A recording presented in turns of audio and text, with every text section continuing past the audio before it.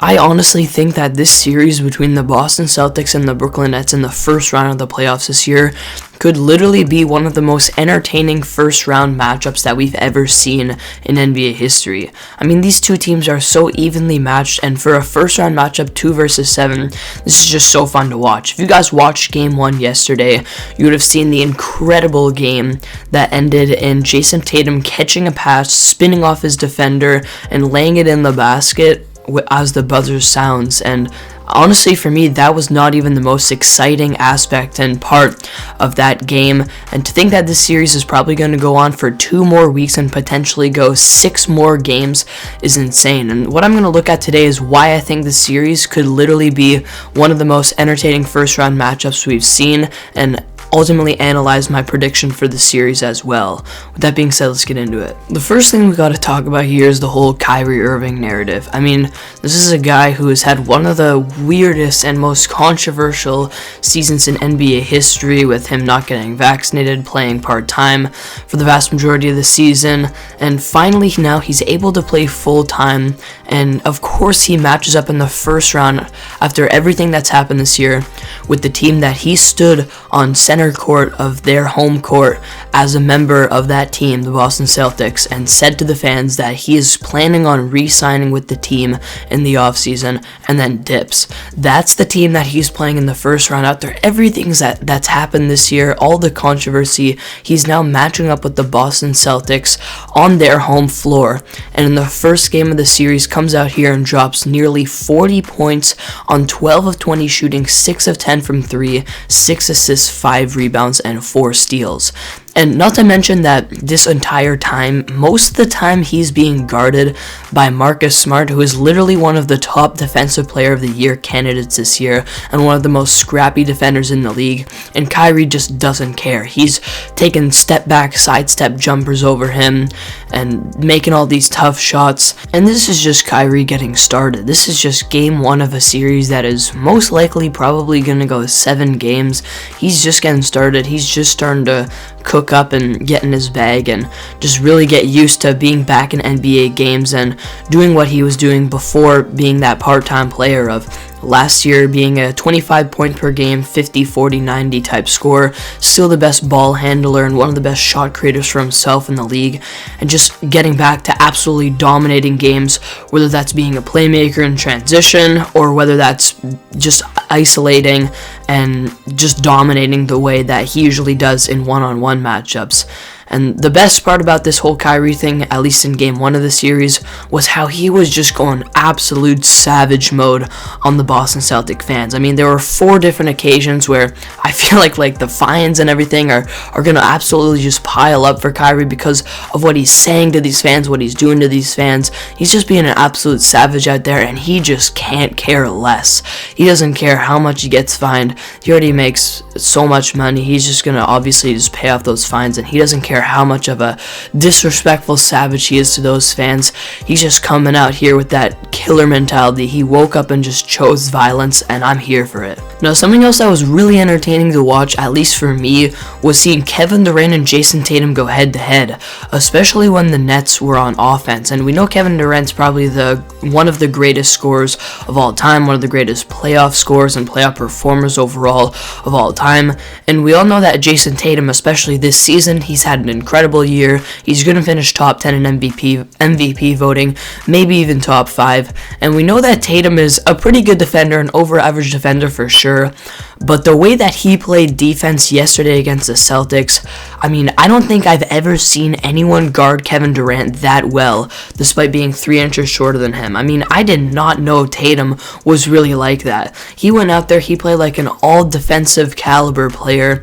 I think there was one time where he literally blocked Kevin Durant's jump shot, which I've seen maybe twice in my 8 years watching NBA basketball with Kevin Durant in the league, and especially just towards the end of the game. I mean, the last defensive possession for the Celtics, Tatum had an amazing contest. He absolutely smothered KD and just contested his shot really well, forced that miss, and then goes down and hits the game winner on the other side of the floor. And just especially when the Nets are on offense, watching these two match up was really entertaining to see. KD put up 23 points last night on 9 of 24 shooting, which is very poor for him, as well as 1 of 5 from 3, and honestly this was probably one of the worst playoff performances that we've seen from Kevin Durant ever, and I think most of that credit has to go to Jason Tatum for absolutely locking him up, playing amazing defense, and I think throughout the rest of the series, really on both ends of the floor too, when Tatum's trying to score against lengthy KD on the other side of the floor, this is going to be a very entertaining matchup. I would not be surprised if all of Game 2 KD comes out and drops 40, but I think that's going to be a really entertaining back and forth matchup to watch throughout this entire series.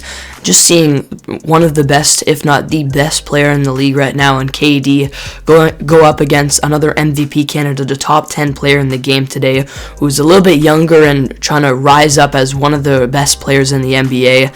I mean, in Game 1, this matchup was so fun to watch, and to see KD potentially come back later in the series and punch back and dominate a game maybe in Brooklyn, that would be so fun to watch, and overall this one-on-one matchup is just going to be amazing to see. Overall, as a fan who likes to analyze the game and go pretty in depth as well, this series has been fun to watch, to just see both teams go head to head. I mean, on one side of the floor, you have the Boston Celtics defense, which it ended the league number 1 in the league in defensive rating with a 106.2 defensive rating. And then you have the dominant offense of the Brooklyn Nets, who ended the season with the 10th best offensive rating, but realistically we know it's higher than that. They had such a weird season with the whole Kyrie situation, the Harden getting traded, injuries all over the place, KD missing time. So realistically, we know that when they're fully healthy with KD and Kyrie and the rest of their supporting cast, they're probably one of the best dominant offenses in the league. And it's interesting to